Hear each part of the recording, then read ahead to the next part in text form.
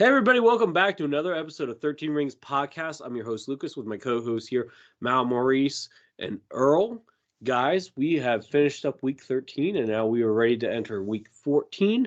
And before we do that, before we get into any game discussion, we always got to talk about our preseason predictions, going back to that. So I'm going to pull that up real quick. So here's the deal.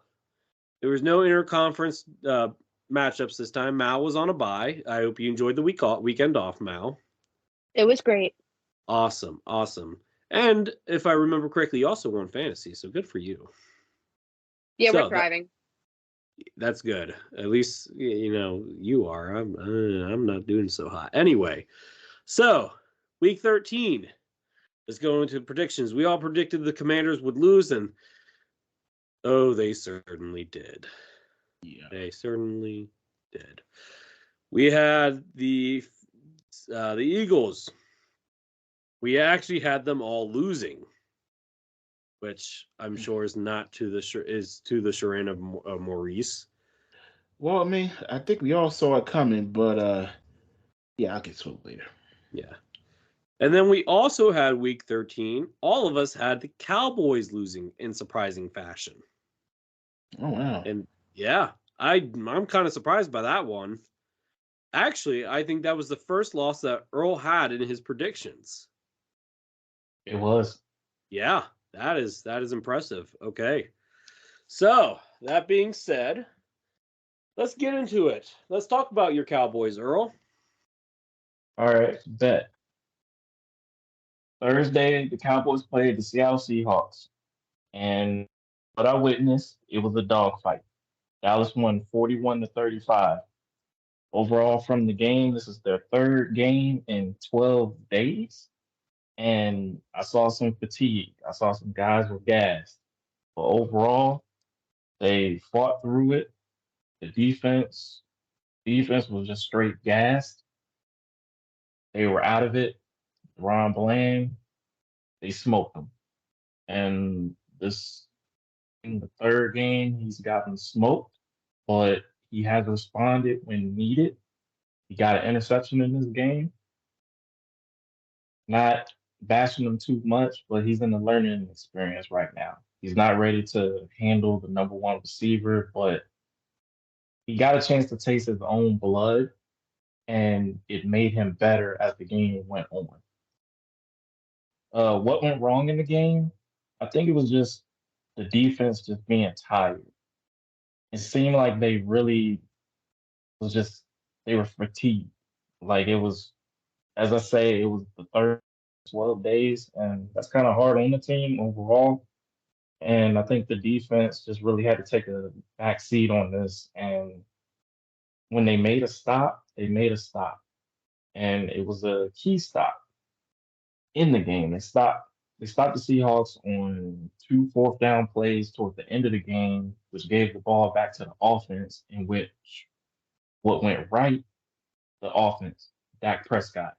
He put the game on the start and led his team to victory. Even though the defense wasn't there, him and the offense stepped up. And I have to say, I got a chance to see Dak Prescott, Jake Ferguson, CeeDee Lamb embrace that villain role. And I never would have thought of seeing the offense in a villain role. I assumed it was the defense, but the offense, they kicked it into gear. When I say the Seahawks, they put a fight, they put a fight. It seems like whenever they play Dallas, they rise up to the occasion. And I feel like they're that leech that latches onto you and then tries to drain the life out of you. And for Dallas, they were just like, enough is enough. And how physical they were, the offense got them right back. And I'm not, I just love Dak Prescott because he takes a lot of crap from people, and it's not right to him. And as everyone's saying it, is basically, I think it's because he has a star on his helmet. Because any other team that he could be on, no problem. It's just because he has that star on his helmet. and they constantly ask him questions about his receptions and other things. And I just love Dak now. Dak is just brushing it off. He kept the receipts, and he knows who's been trying to take his job, and he doesn't like that. And he's balling out. I have a couple of stats dealing from the game, and here real quick. Let's see here. All right, with his numbers in this game, one pass attempt, he completed 29 of them for going 299 yards with 3 touchdowns. The run game was kind of how the run game was.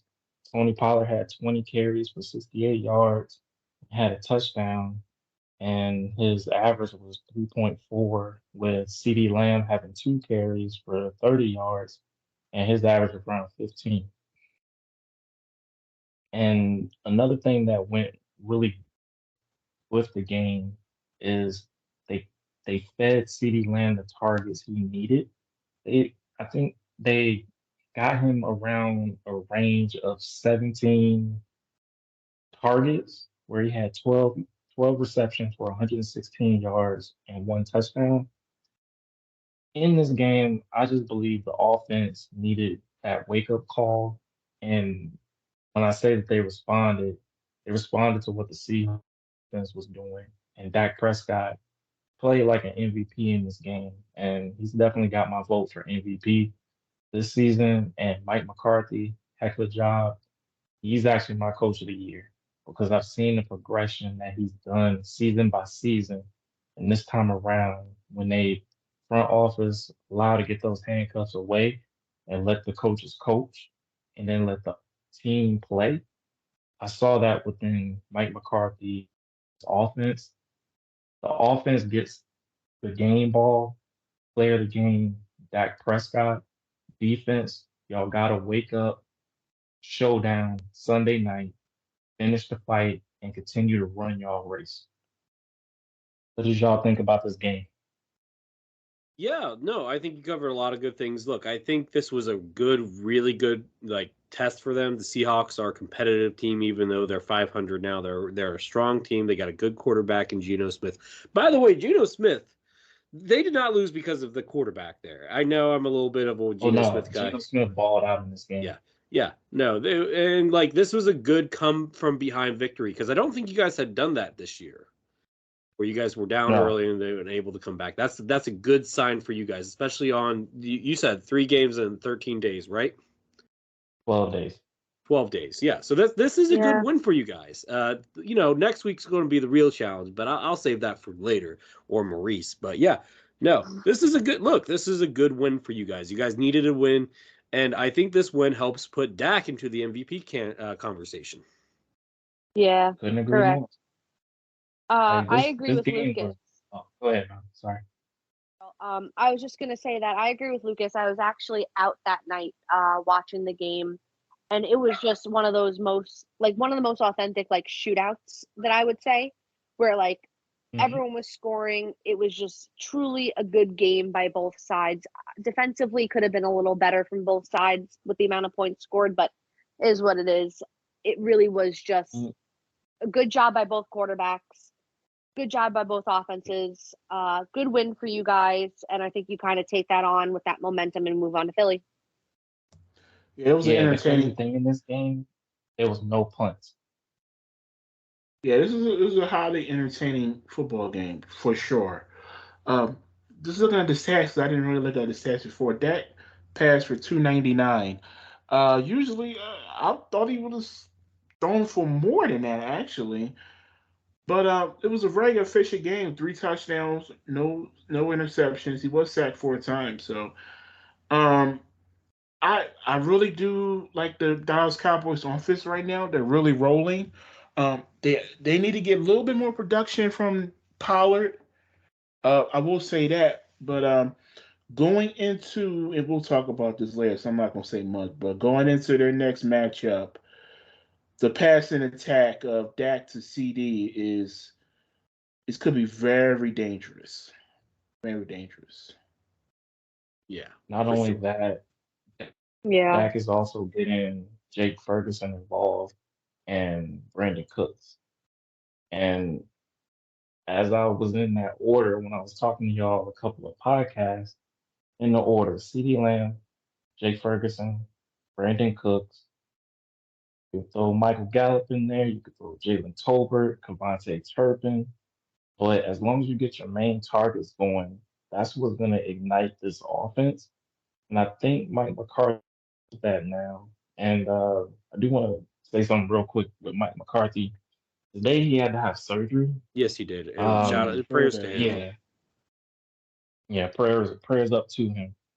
And I just think with what he's done in Dallas, it has taken somewhat of a bad rep, but being able to allow him to take the time to get things going with the offense, that's get him and this team to where they need to be, because earlier part of this season, they ended up starting off slow. And it seemed like now they're finally getting things rolling. And this game was it wasn't a cakewalk, and I didn't expect it to be, but this game was very gritty. I saw some grit in the Cowboys, and I'm just saying that offense, they're embracing that villain side. Dak Prescott, Jake Ferguson, CeeDee Lamb. I just need the defense to embrace it too. And I think if they're able to get all this stuff going, I think we're going to be very scary moving in December. And I can say for December, hasn't been nice, but I feel like this is the December, instead of it being a thriller, it's going to be a December that I will really remember.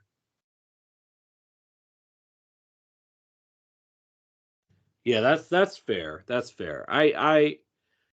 I'm just excited to see your defense when everybody's healthy next year. That's what I'm excited for, because it's this good with Bland, and then when Diggs comes back next year, your corners are going to be you could argue that you have the two best corners in the league next year, assuming that Diggs I comes hope we back. can bring.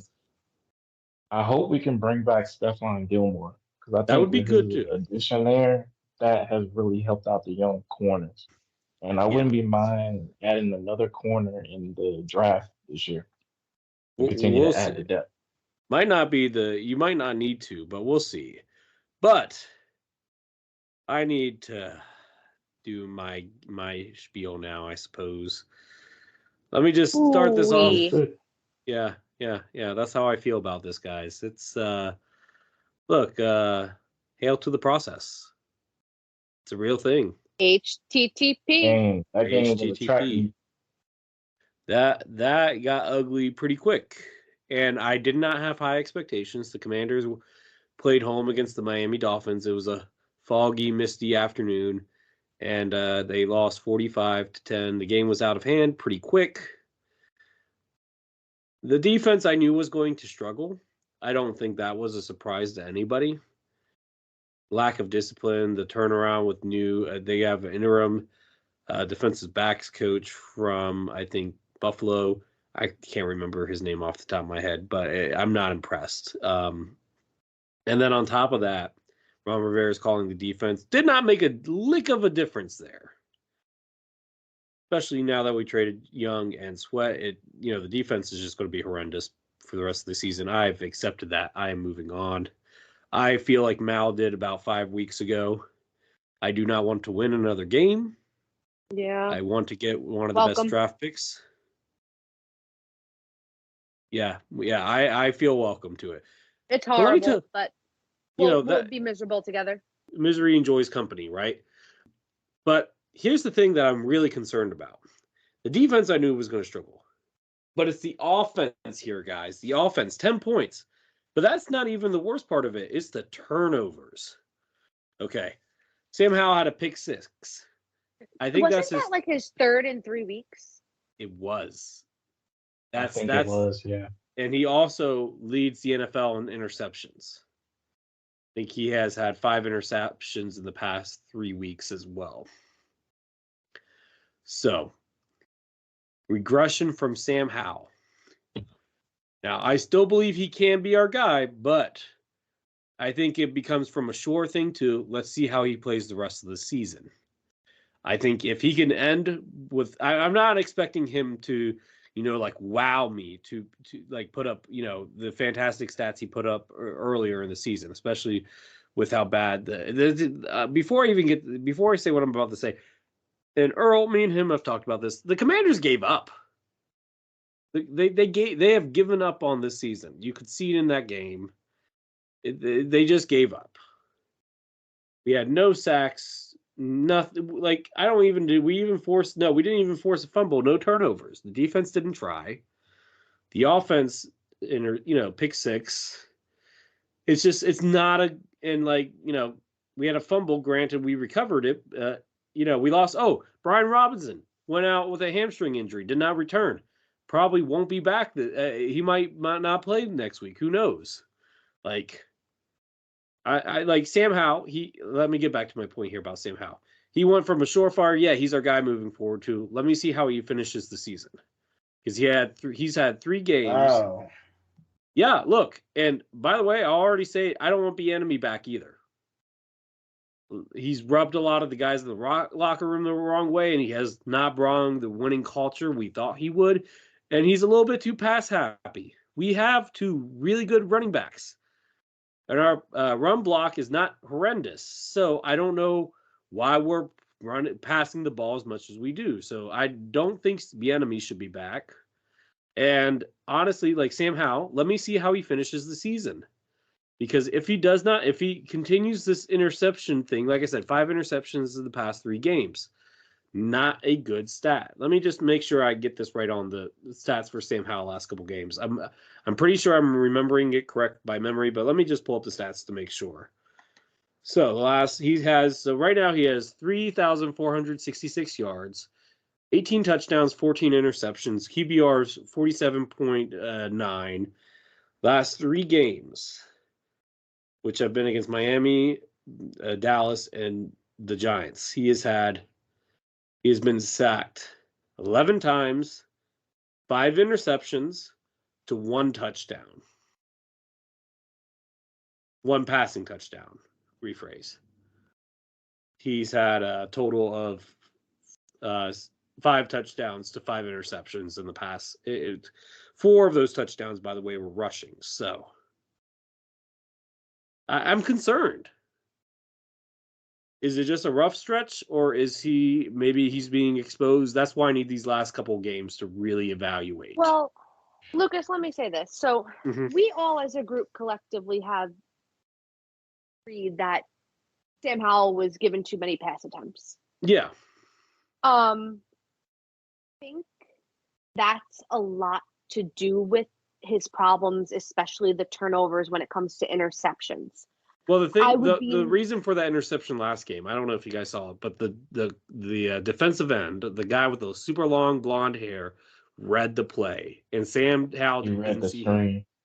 Yeah, he read the screen, and he popped out, and Sam didn't. Yeah. Then Gunkel, sorry. Yeah, but by the way, he had a fantastic game. He's the player of the game for the Miami Dolphins, hands down, because he just destroyed us. He had a great game. He had a great game against the Giants too. He was the one who actually did the hit for Daniel Jones's neck injury at the time. He's a dangerous guy. Yeah, sleeper pick. But he's definitely good. I do think that Bieniemy. The problem is that, like you said, he's too pass happy. I think he either needs to be given a shot as head coach. If that doesn't happen, I don't know if Bieniemy is going to be the best fit for Washington moving forward. I think. Yeah, go ahead. Go ahead. No, you go ahead. No. You finish your thought first, because I got a lot to say, but I want you to finish your thought. Yeah. My thought is that someone offers him a head coaching job in the off season, it's for the best to send Bieniemy off. Like, thanks, but no thanks for what you did this year. He's a little too aggressive with his play calling when it comes to passing. And also, like you said, he's got some issues in the locker room. It was always that way with the Chiefs too. I think he's just a passionate guy. He kind of reminds me about like kind of like Brian Dable with that, especially with all the issues that the Giants been having in the locker room with like the other coaching staff. Yeah. I think that you guys need to completely overhaul what's going on there, and it starts with Rivera. He needs to be the first scapegoat. Yeah, look, and here's my thing. Going back to if Bieniemy was going to get a chance at the head coaching job, it would have been after the Dallas game. It wasn't. So he's not. Now he doesn't have a shot at it. They don't want him to do it because if they really wanted him to do it, they would have fired Rivera then. Oh no, and I'm not even saying for you guys. I'm saying if like the Bears want him as like their head coach, you send him on his way and say thanks, but no thanks, and it's like a mutual understanding at that point. I don't think because the Bears are going to fire their head coach right now. Anyway, sorry, go ahead. Bears, yeah, go ahead. I don't know. No, I just was saying that if Bieniemy did get a head coach, and that would be the case, but I don't think he's getting one because I don't think if he didn't get one when he was with Kansas City, he's not going to get one in Washington. And no. For him, and I don't even think he's helped his case now. I think he's made it worse. Oh, he definitely didn't help his case. So now I think it's going to be more of him just trying to see how he can help the offense because right now, for all we know, he might be just trying to do an eye test because if the front office is seeing this, then they're going to get rid of the problem. Oh, the front office isn't going to get rid of him. The ownership is. I have a quick question, guys. Too. Yeah. And we'll keep it really quick, no more than 2 minutes. I just want to hear your opinions on it. Because of the Chiefs' struggles on offense recently, if the Commanders did let Bieniemy go, do you think he would go back to the Chiefs? Absolutely. I think so. I think so. Yep. Yeah, I think that's an easy combination there. I think that's really easy. If I'm them, I do that. Mm-hmm. Okay. Just was curious on your guys' thoughts. They still would need a number one receiver though. Well, it was a gamble for Bieniemy to leave the Chiefs. Mm-hmm. I'm gonna assume that he left because there was more of an opportunity to become the head coach, and it was looking like that for a while with Ron Rivera on thin ice. But after the recent coaching changes, I don't see it happening for him. So it might have been a bad gamble on his part. But I think if the worst case scenario, he'll probably land right back in Kansas City. Yeah, I think so too. Also, I do want to point out something of note for Commanders fans that are thinking that I'm just poo-pooing on Sam Howell. Let me just say this real quick. Sam Howell, he has struggled with turnovers. He's only had 1, 2, 3, 4 games where he has had 0 interceptions. That being said, he's only had 2 games this season with multiple interceptions. The first one was against the Bills where he had 4, and then the second one was his second matchup against the Giants where he had 3. Otherwise, he's limited to just 1 interception per game. That being said, 14 interceptions in about, 12 games? Not the 13 games, not the best. But they're like, when he turns it over, it gets bad. He doesn't, he usually only gets 1 interception or none. But when he has a bad game, it really gets bad really fast. So, yeah. That being said, the positive is that the Commanders only did throw the ball 23 times in this game. And they did rush the ball. 1 second here. Let me pull this back up.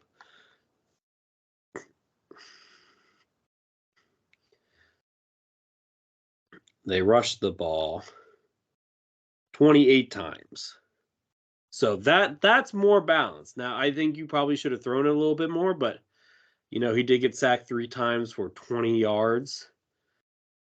That being said, like I said, it could be worse. I will say my player of the game in this game is probably, this is a tough one. There's not a lot of, it's a tie between either Jamin Davis or Chris Rodriguez. Chris Rodriguez, I'm going to say this, guys. He's our third stringer, but he looks like he could take on second string reps easily right now. He's a rookie from Kentucky. He looks really good. And Jamin Davis has finally come along in his 3rd year. He's a solid starter. I'm happy about that. And Rodriguez is the linebacker? No, Rodriguez is the running back. Jamin Davis is the linebacker. Okay. Yeah, Jamin Davis Okay. blew up a few plays early on in the game that really stunted the Miami Dolphins defense offense from really taking off, especially in the run game. Look, Lucas, it's really shocked me that you're not sure about Sam Howell going forward. I Well, I thought you mean, were.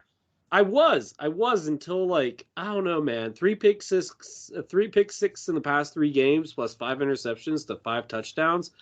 But only one of those 5 touchdowns is a passing touchdown. It's a red flag.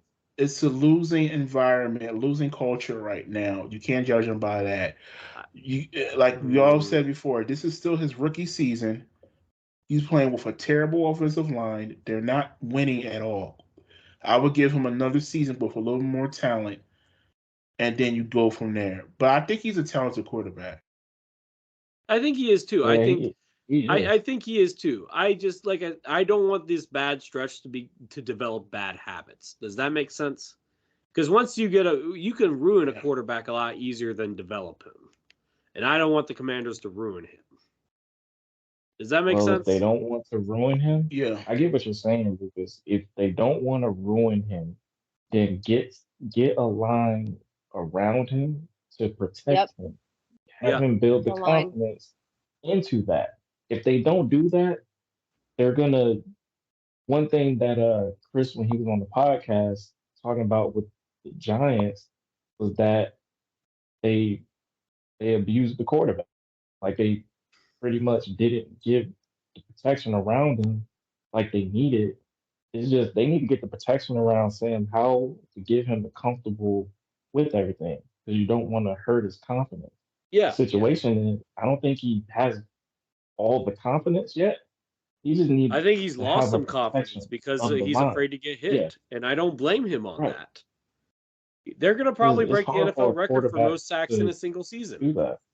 He's probably going to break that record, and that's a bad record to break. Like, I mean, look, I'm assuming Sam Howell's going to turn around, but if he continues to struggle like this, it is going to make me question. I'm not going to say move on from him, but if they decided, oh, we're going to draft a quarterback in the first round, I'm not going to be upset if he continues to struggle like this. That's a big if. I don't think that's going to happen because we do have some easier games up on the docket after our bye before we see the Cowboys. So we'll see. We'll see. Hey, But, yeah. To wrap this up, Lucas, I got a question for you. Yeah. Would you trade Sam Howell for Daniel Jones? No. I can. Okay. I can. I got a question for you, Lucas, real quick. If they decide to move on from Sam Howell, would you be okay with Washington drafting Jaden Daniels? Absolutely. That's the guy I think they should draft is Jaden Daniels. Dual threat guy that can really run with his legs. Because Sam can kind of do it, but he's not an athlete like Daniels is. I think that's the guy. And you could I understand you want him as a running quarterback, but you got to remember, hopefully this team can take care of him compared to that team that took care of RG3. Well, Get a line completely to different. Everybody's different, so I'm praying that that's the case. But like I said, the only way I'm okay with moving on from Sam Howell is if I'm not going to call for it. Let me be clear. I'm not going to call for it. Even if he struggles the rest of the season, I will not call for Sam Howell not to be a quarterback because I think one more year is fair. But if the team just new GM, new head coach decides to move on in a different direction, I myself will not be upset about it. Does that make sense? That's only if he struggles like he has been the last 3 games for the rest of the season.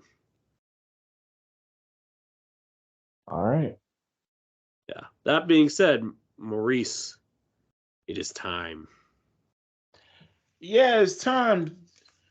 Talk about how you guys lost. We lost? I don't think we lost. I think we got stomped out. That's what it was. Ooh, you said it. Your words, not mine. Yeah. It was a beatdown. Earl knows what I'm talking about when it comes to the 49ers. Both of our teams got beat down by the 49ers. I still remember 42-10, sir. Oh, we still need to play them too. The score this time was 42-19, so at least we got that on the Cowboys. We scored 9 more points. but it really didn't We both matter. got hit with a 40 burger. Yeah, we both did. We shared the pain. Not even the 42 Giants got hit with a 40 burger. Oh, yeah. Yeah, we Wow. lost 30-12. So The Does that mean the 49ers. Giants have the best defense? No, I'm joking. no. The 49 no, but it says the 49ers has the NFC East number. That's what it says.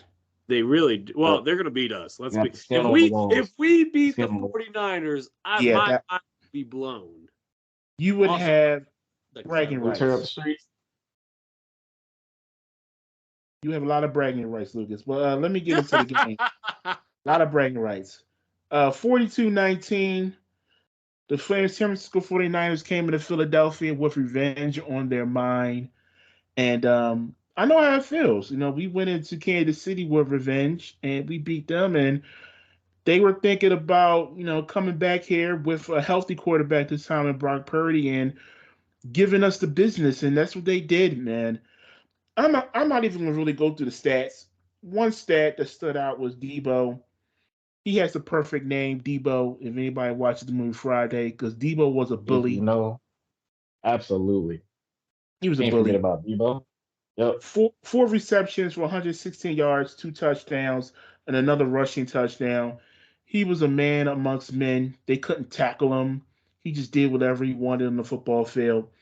The only other stat I'm going to give you is the San Francisco 49ers scored 6 consecutive touchdowns. Jeez. And yeah, you're not going to win no football games when you allow the team to score 6 consecutive touchdowns.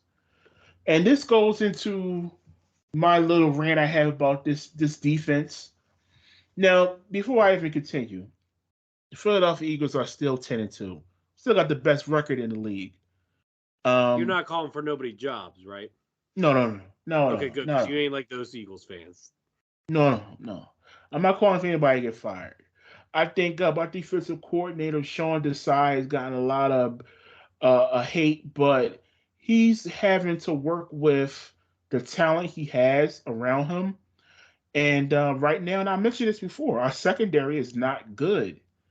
It's been covered up. He does a lot of different coverages, a lot of cover 2, cover 3.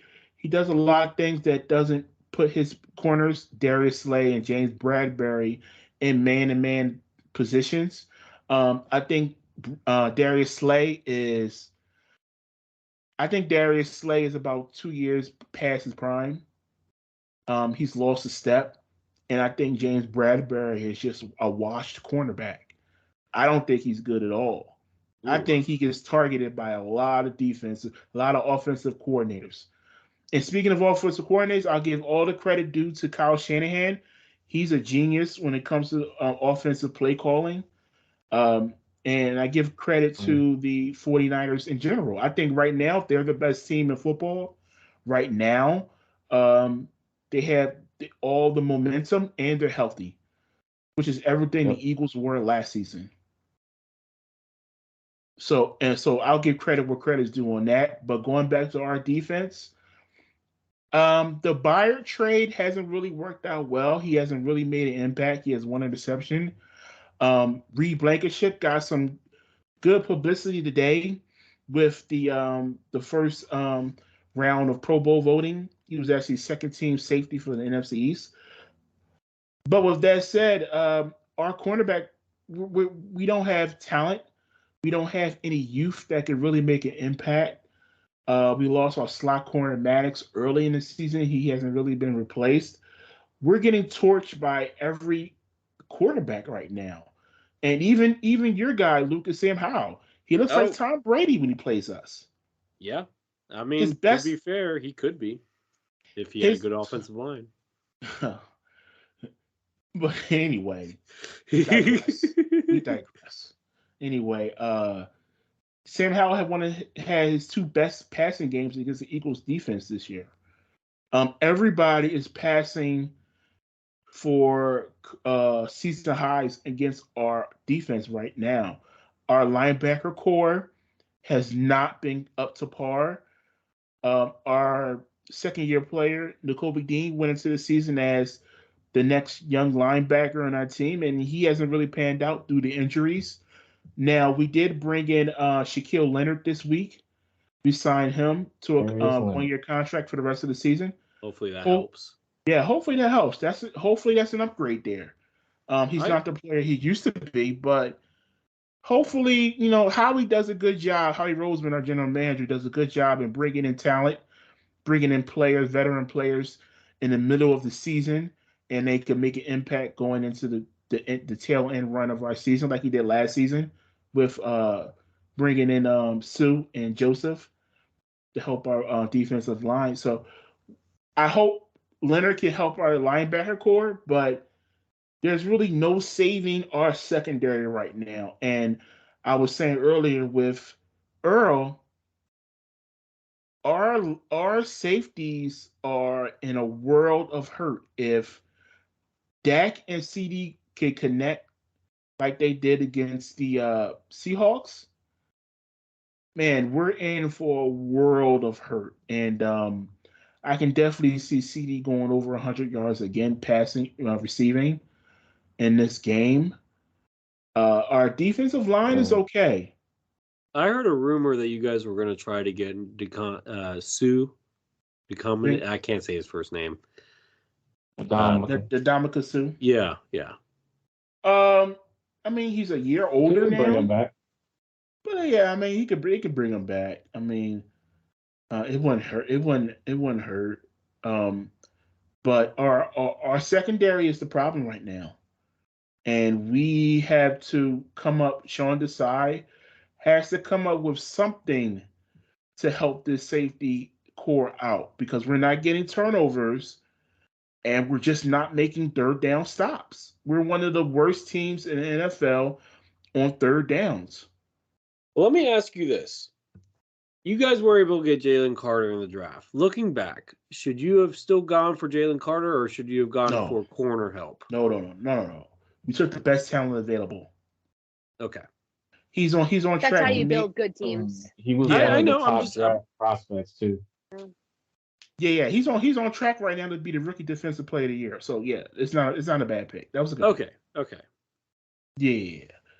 But no matter what happens this offseason, this season, in the offseason going into the draft, we really need to focus on bringing in maybe two in the first 3 rounds of the draft, drafting 2 cornerbacks because we need it. We need an infusion of young talent at that position. We need speed.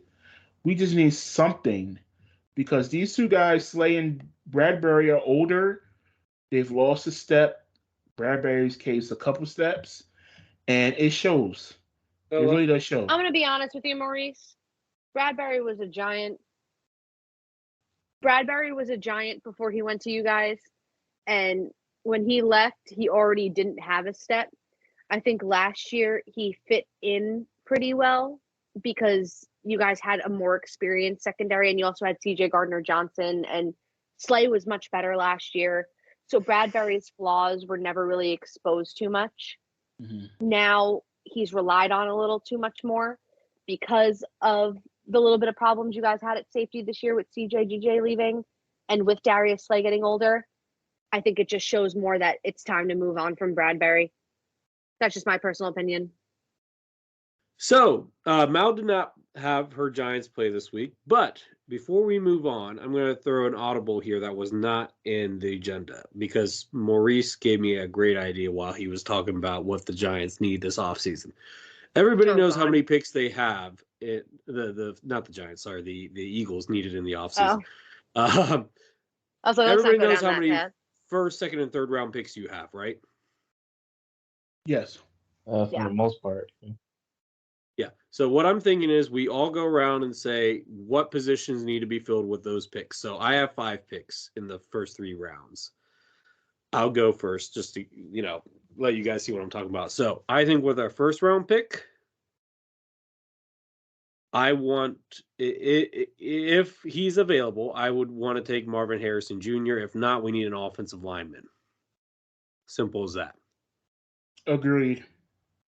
Yep. With our second round picks, we need to get we have 2. It needs to be an offensive lineman and a safety or corner. A secondary position. Doesn't matter which one.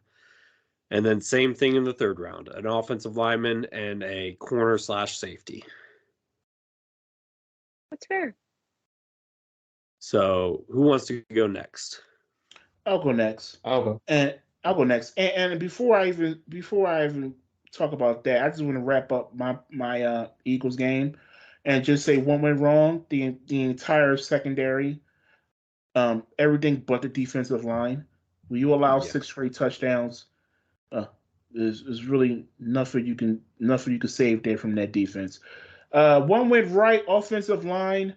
Jalen Hurts had time, but for whatever reason, and this is something Jalen Hurts does a lot, and I don't like it, he rolls out way too much.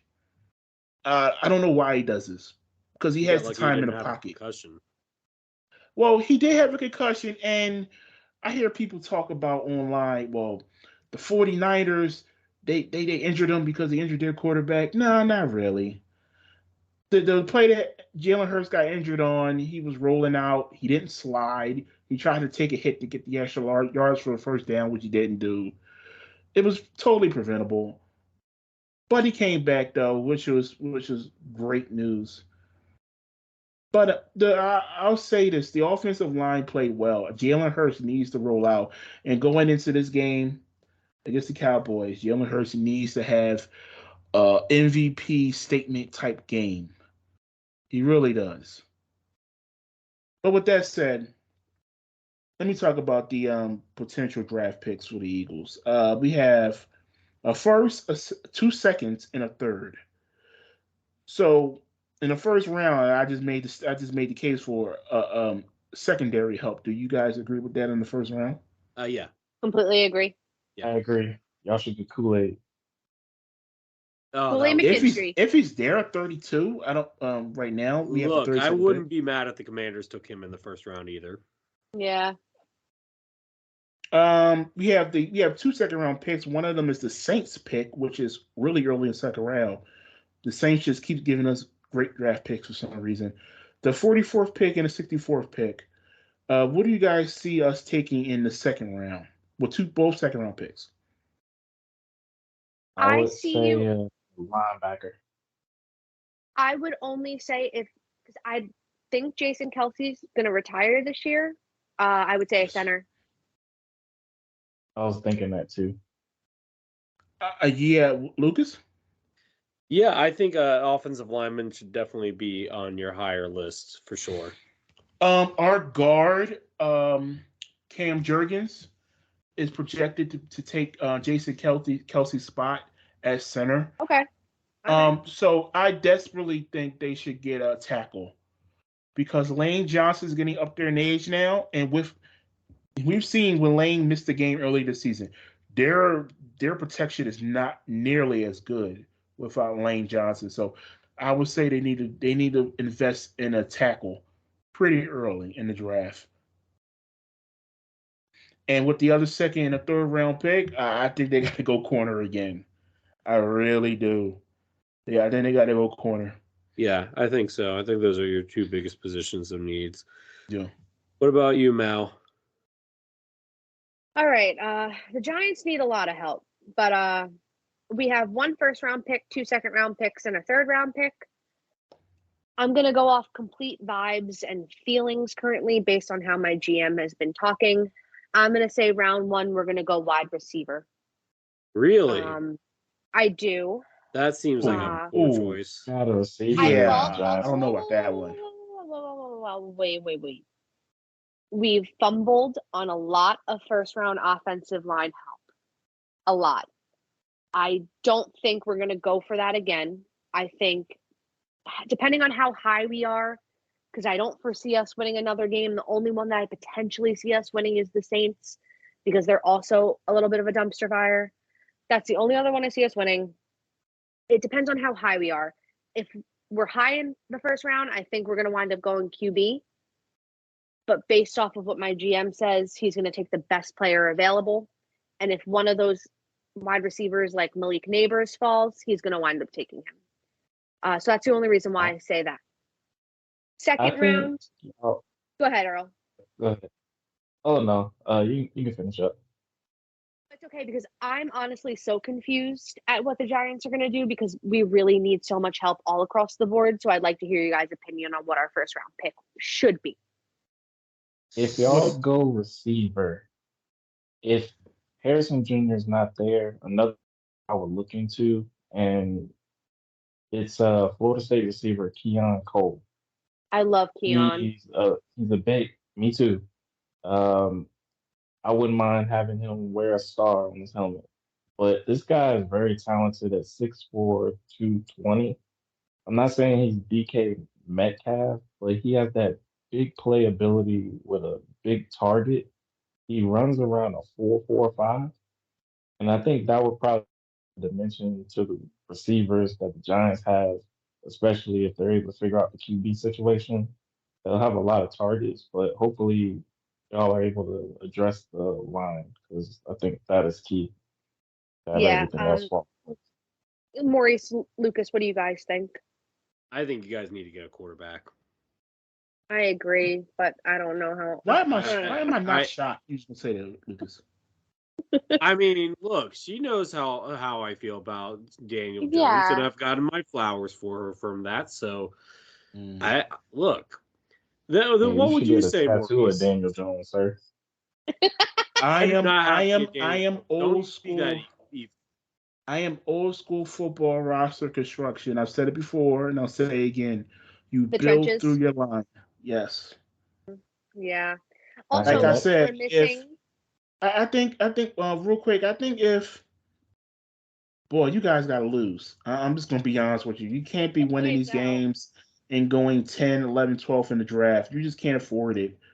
Yeah, But We need so I much guess help it's across the where you board. guys place. That's a good point. It depends on where you guys really fall. depends. Like that's my thing because like as we were all talking about it, like with Maurice talking about his picks and you talking about yours, I'm like it really all depends like how low we are because like if we're that low, a quarterback most likely will be there and we have to take that quarterback. But also our offensive line is awful. We need another edge rusher because Azeez Ojulari cannot stay healthy and there's that whole other side opposite of Kayvon is not filled.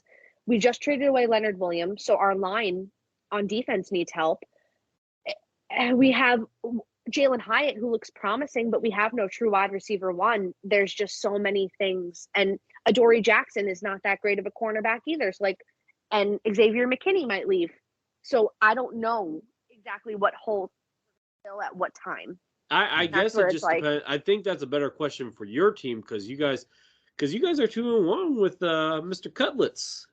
Yeah, but Cutlets has like a 14 QBR rating, and he's no. I'm not saying keep him. I'm just saying like if you guys keep on winning with him, it's gonna be hard to project. Like if you are outside the top 10, maybe Michael Penix or Jaden, Jaden Daniels or JJ or McCarthy, Bo Nix, like one of those.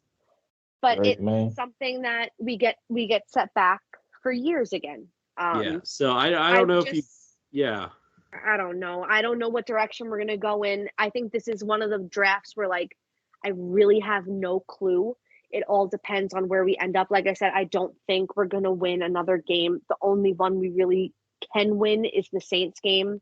I hope we don't because it's just gonna set us back further. The Packers they look great. They should win. The Rams? You might beat the Rams. Oh, the Rams look pretty good too. You underestimate how bad of a football team we are, Lucas. Sure. We're not looking too hot. The Rams are good right now. Yeah. Yeah, they're clicking right now. If we're the only game I could see, and even with the Saints, like Kamara, he's gonna run all over my defense. It all depends. But either way, I don't know what direction the Giants are going in. We'll see what happens, but I think it all depends on placement in which direction we go in. All right. That being said, Mouse, time for our weekly stats. I ain't even getting my draft. Oh, sorry, Earl. Sorry, I forgot. I'm sorry. I am so sorry. It's been a long day for me.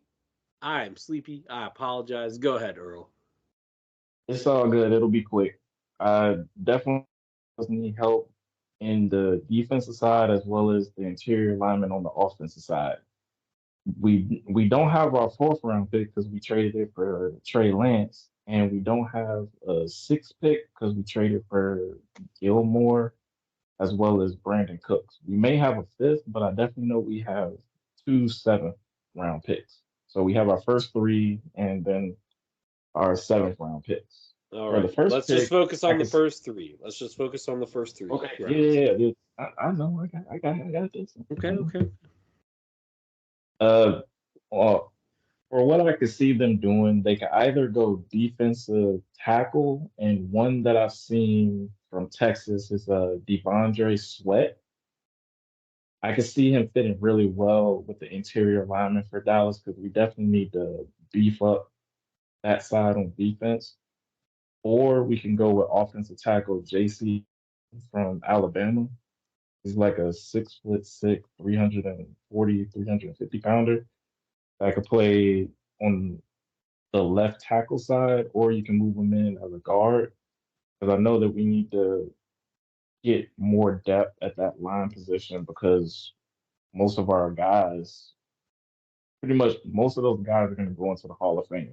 Tyron Smith, most definitely. Zach Martin, most definitely. So, and you still got to re-sign Tyler Biadasz if they want to, or they can lean toward getting a new center. The second pick, I can see them going corner. I wouldn't mind getting the corner from Kansas. His name is Kobe Bryant. Or I could see another corner in Denzel Burke from Ohio State. And then Man, the Earl, you third already round, know what players you want to go Yeah, for. Earl really did his research. I did. Ooh, This was look, totally unplanned. Earl had look, no idea I was I'm doing this. I'm ready. I'm ready 24/7. I'm already looking at needs because I'm that trying to get my mindset going. And then third pick, if they want to go running back, if they don't re-sign Tony Pollard, Audric Eastman from Notre Dame. Yes. I love Estime. It's my goat. Sorry, guys. You're good. Anybody I'm a that Notre doesn't know Dame that, fan. anybody that doesn't I'm know a out huge there Notre now, Dame fan. yeah, he's a huge Notre Dame fan. Yeah. And then there's a running back from Texas. I think his name is Rashad Robinson or Rasheed Robinson. He he's like around 6 foot, runs around at least like a 4.3, 4.4, and he has this crazy burst. I witnessed it during the Big 12 championship game, and when I saw it, I was like, we need that. And stuff. So I'm constantly seeing what needs we need for Dallas, and the more that I'm looking at it, the draft picks that we got rid of is fine, but at the same time, if we're able to hit on the first three, I'm cool with it. All right. Say this: if you guys don't re-sign Pollard, you're going to draft a running back. It doesn't matter what round. Yeah, that's why I had either them getting in the third round with Eastern Mace from Notre Dame. That's fair. All right, So I guys. We feel gotta like he keep. could steal that void. All right, guys. We gotta keep it moving. So, Mal, bring us our stats. All right, let's do it. So I'm gonna start with the Cowboys because they're like our most positive set. CD Lamb breaks the Hall of Famer Bobby Hayes' Cowboys record for most 100-yard receiving games in his first 4 seasons. Ooh. That's pretty awesome. And then let's talk about the Eagles because this one's a little weird. I actually found this one to be quite interesting. So this is about Jalen Hurts. He actually is more successful when the team is losing compared to when they're winning. So Explain. when the Eagles are Yeah, winning, explain that. when the Eagles are winning, Jalen Hurts has a 62.5 completion percentage, 1,130 total yards, 7 touchdowns, 9 interceptions, and a 65.9 rating.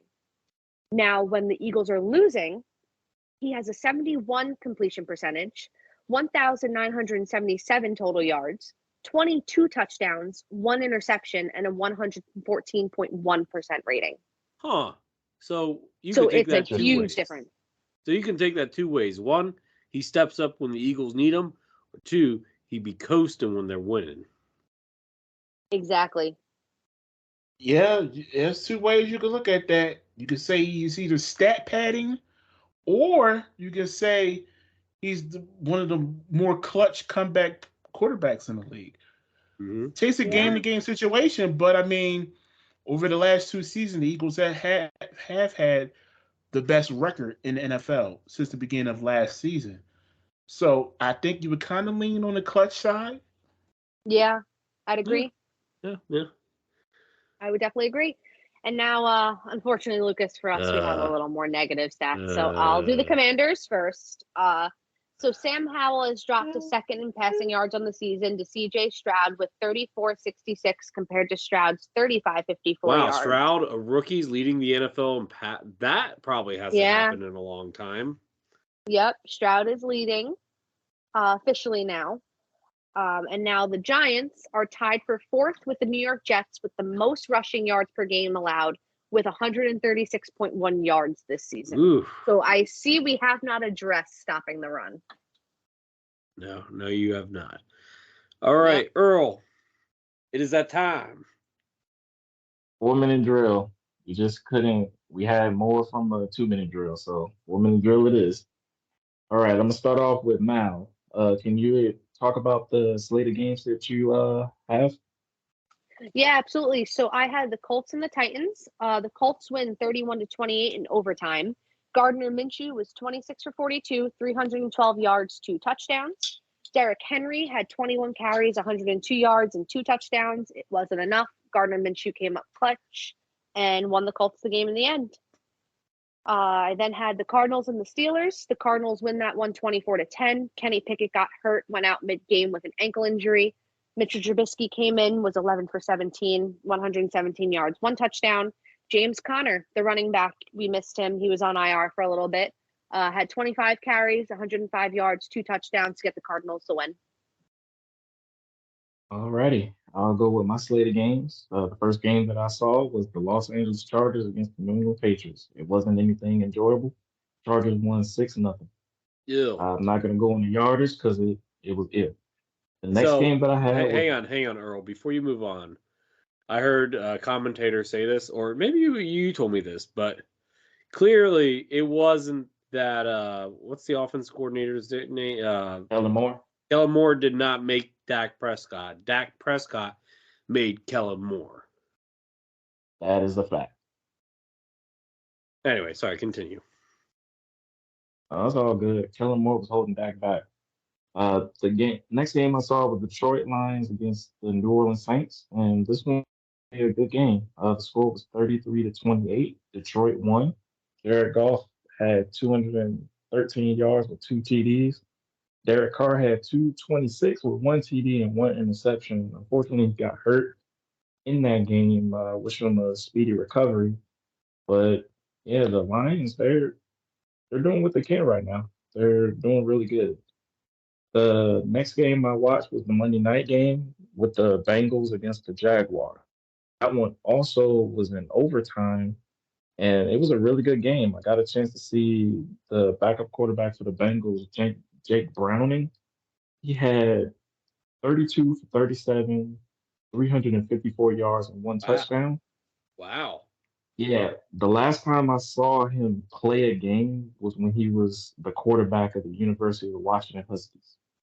Oh, wow. So seeing him get his opportunity with Burr now, like he did his thing. Mainly the run game, Joe Mixon, he had 19 carries for 68 yards, 2 TDs. Jamar Chase, 11 receptions, 149 yards, and 1 TD. And it was a nice Monday night game. Kudos to the Bengals for winning. All right, Lucas, I think you are next. I am next. So I have the Carolina Panthers visiting a divisional rival Tampa Bay Buccaneers. Buccaneers won this one 21-18. The real key players were the reserve players. The best performance for the Panthers came by Chuba Hubbard, who's their backup running back, but he's taken on full. I think he's surpassed Miles Sanders in touches now. He's the number 1. Yes. I don't know what's going on with Miles Sanders. He's getting old, dude. That's what's going on. I think they're just trying to find but Hubbard is doing more than what Miles Sanders is doing. Yeah, They he need to had get 20. the offensive coordinator in there to get things rolling, especially with Bryce Young. Yeah. Chuba had 25 carries for 124 yards, 2 touchdowns. And for the Buccaneers, Mike Evans dominated yet another game. He had 7 receptions for 162 yards, 1 touchdown with a long reception of 75 yards. And then the other Is game he that in I a had contract? is he might be a free Does agent. he have maybe a free agent? I mean, I'm not sure. For Tampa Bay's sake, I hope not, because they need something there. He's the only really good thing on offense that they got. No, he's just average. And then the other game that I had was the Cleveland Browns taking on the Los Angeles Rams. I know Mal likes to cheer for the Ravens when she gets a chance, and former Ravens Super Bowl winning quarterback Joe Flacco, University of Delaware graduate, shout out, UD, used to work for them, started in place of the injured, however many injured quarterbacks the Browns have. He won 23 of 44, 254 yards, 2 touchdowns, 1 interception. They didn't win, but he did not look bad for a guy that's 38. Kudos for him for coming off the couch and getting a start. Jets should have re-signed him. The Jets should have re-signed him. I mean, yeah, he's a good backup at this point. Need to protect him. But Matthew Stafford dominated this game, 79 yards, 3 touchdowns. I think Puka Nakaro, is that how you Nakua. He got, I think he's injured, but he had 105 yards and 1 touchdown in this game. He's become the number 1 there by looks of it, which is pretty crazy for a rookie wide receiver. Cooper Kupp is still good though. Oh yeah, Cooper Kupp's still great, but he's not the number 1 anymore. Well, technically he had more targets, but Nakua is just dominating right now. Maybe younger legs, but anyway, those are my games. All right, Maurice, your turn. The Houston Texans win against the Broncos 22-17. Nico Collins had 9 catches for 191 yards and 1 touchdown. Wow. I'm surprised I didn't get more coverage. 191 yards. Because nobody likes to watch the Texans because, they're kind of okay, so I'm going to use a basketball analogy real quick. Mm-hmm. Even though they're not in the same city, they're kind of like, you know what? No, this is even a better one. They're kind of like the Sacramento Kings of the NFL. They share a state with some of these major teams like the Cowboys, for example, in the NBA. It's the Lakers, the Clippers, the Warriors for the Kings. But they got some good players. And they got a good story going on. But nobody wants to pay attention to them because they're the smallest. Yeah, their defense is playing really. Yeah, and the Houston Texans actually have a outside shot of making the playoffs too. They could. That would be fun to see CJ Stroud. Is CJ Stroud I refuse to have him in the MVP conversation, but is he in it now with leading the league in passing yards? Well, I will hold the horses on. Yeah, that got out of hand earlier, but now he's offensive rookie of the year. I'll give him that. Yeah, I can give him that. But is he in the MVP race? If he gets them to the playoffs from a team that was that horrendous last year, I wouldn't say that. Offensive, nah. I wouldn't say that, but you could get D'Amico Ryans as coach of the year. Okay, yeah, I'll go with that. I can go with that. I can go with that too. So you got coach of the year and offensive rookie of the year, but you can't give CJ Stroud MVP too. Huh? No. I guess because there's other good candidates like Dak and Purdy and Hurts maybe. Hurts is not in the MVP. He has 10 interceptions on the year, dude. I'm sorry, I can't. A quarterback that has 10 interceptions on the year double-digit interceptions cannot be in the MVP conversation for me. Fair play. Yeah. Fair play. All right. In another battle of mid, the Falcons beat the Jets 13-8. This game was a snoozer. and it wasn't even a good stat. But I'll say this: the Falcons' defense caused 2 fumbles, 4 recovery, and 4 sacks and an interception. So that Jets offense was just inept. And there was a report earlier this week that their coach Rob Slayer, I think that's his name. I hope I said it right. Robert Uh, Saleh. Saleh, yes, Robert my bad. Saleh. Yeah, Yeah, Robert Saleh. Saleh. Oh He yeah, Zach wanted- Wilson's back, right? Yeah, he wanted Zach Wilson back, but Zach said, "Nah, I'm cool."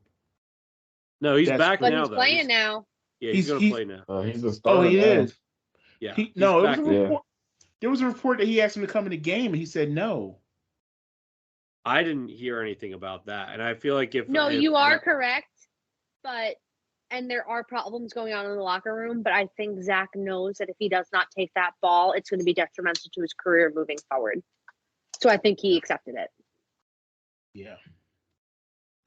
In our last game, with Taylor Swift in attendance, the Packers beat the Chiefs 28-19. That's think that- ridiculous. Dang, I thought she was a good luck charm. Not anymore. Not against Jordan- Packers. Packers are dangerous in November.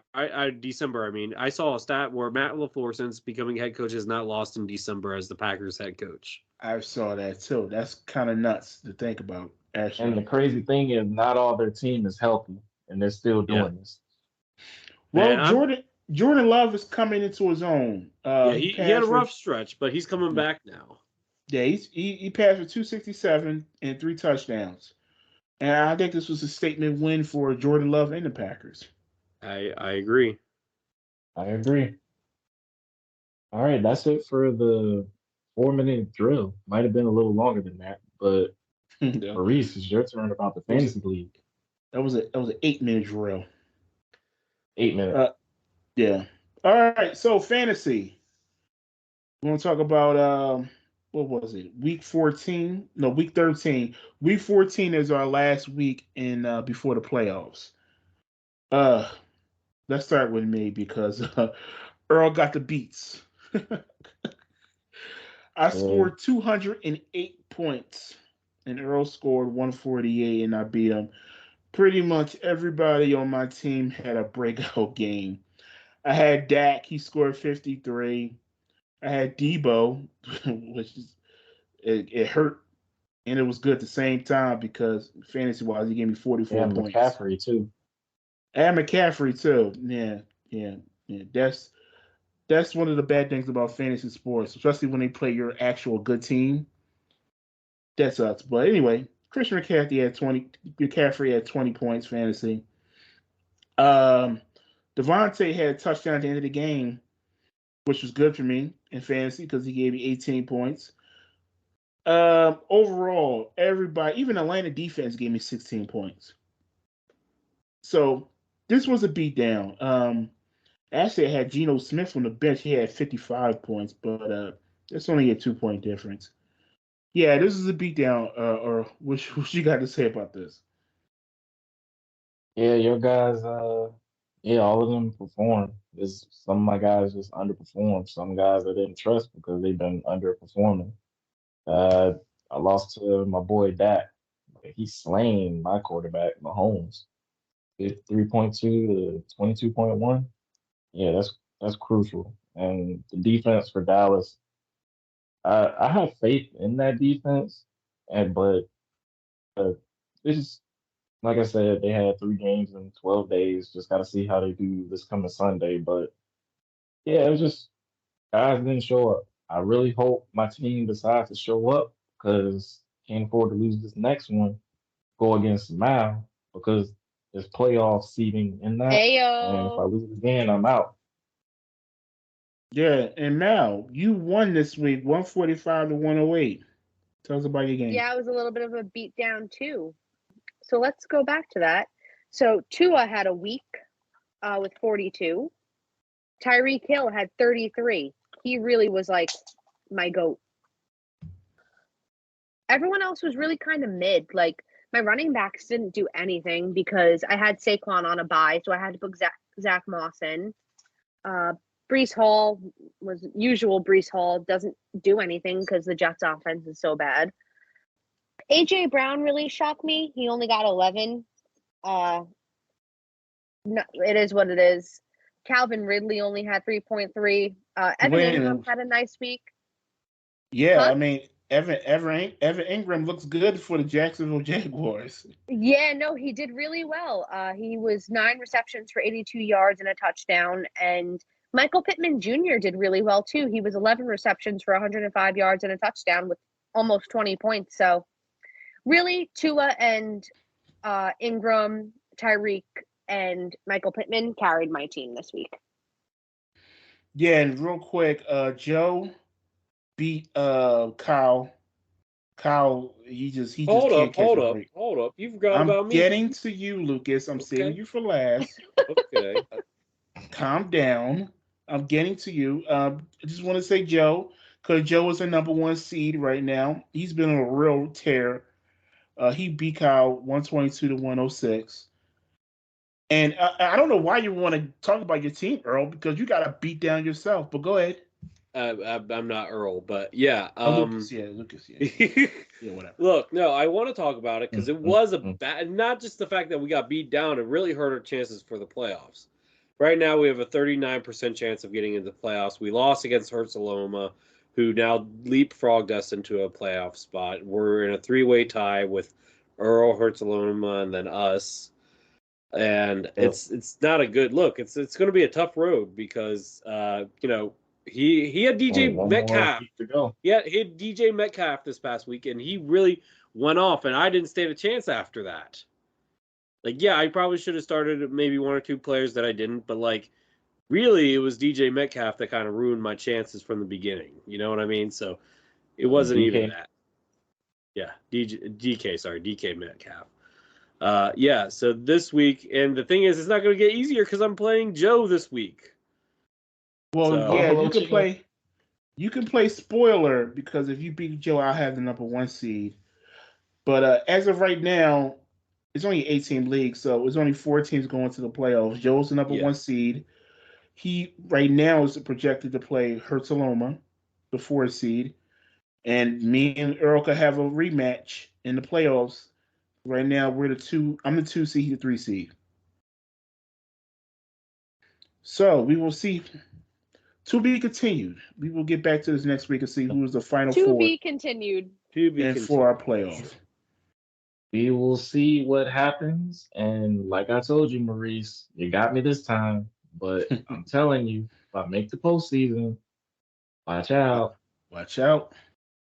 All right, so our week 14 matchups are the Eagles versus the Cowboys. So we have a divisional matchup. And then we have the Giants versus the Packers, and the Commanders are on a bye. So Earl and Maurice, have fun with your trash talk this week, and we'll see what happens on Sunday. This is going to be. Well, I have a question for you guys before we end. Who do you think this game is bigger for, the Eagles or the Cowboys? Ooh. I'd probably say it's the Eagles because if the Cowboys win, they're right on your neck. It'll be a tie for the division. I'm gonna say the Cowboys because That's I fair. think I look I don't think there's a wrong answer here because it's important to both teams for different reasons. But me personally, the Cowboys lost to the Eagles. They need to have that good momentum going into the playoffs. They need to beat another team with a winning record, not a team that was barely above 500. They need to, if they want to prove that they are the best of the best, and Dak, you know what? If they win this game and Dak shines in this game, the MVP is almost his for the taking at that point. Mm-hmm. So I'm You going know to the say, crazy thing. You know the crazy thing, Lucas. You say What? that about the MVP. I can tell you, the Seahawks, despite their record, they have a really good team. It's just it clicks when they play against Dallas. And the situation with Dak, he's definitely on the verge of getting that MVP. But I tell you what, with how everything's going, they wouldn't give it to him. Why I not? don't know. If you're talking like some type of conspiracy or anything, I think it's going to come down to the best quarterback on the best team rolling into the playoffs. Whoever's high at the end gets it. That's the way it is Yep. with the. But don't Yeah, get me that's the wrong. way. I want him to get the Yeah. MVP, but I got a feeling he won't get it. And I'm just being real. All right. Well, I mean, yeah. But this is definitely another big game for the Eagles. Eagles have one big game after one big game, but that's what happens where you're one of the best teams in your conference. So I mean, this is a divisional game. This is going to be tough. Like I stated earlier, it's going to come down to our secondary. If we can hold Dak and CD in check, we got a shot. If they run wild, we're in big trouble. Yeah, I think And it's what I'm gonna definitely say, a wait and see there. and I'll leave it with this. Last game against the Eagles, we lost in a game of inches. This time around, we're gonna take this victory and win by a mile. And all I'm gonna say, Carpe sees everything. See you Sunday, Maurice. You Sunday. Yep. Yeah, I think we're looking forward the most to that matchup. So thank you guys so much for watching. Please make sure you follow us on Twitter or X, Instagram, and threads at 13_rings podcast. Also make sure you subscribe to us on Spotify and follow us on Facebook at 13 Rings Podcast. And you guys have a wonderful night. See ya. Have a good one, guys. Blessings.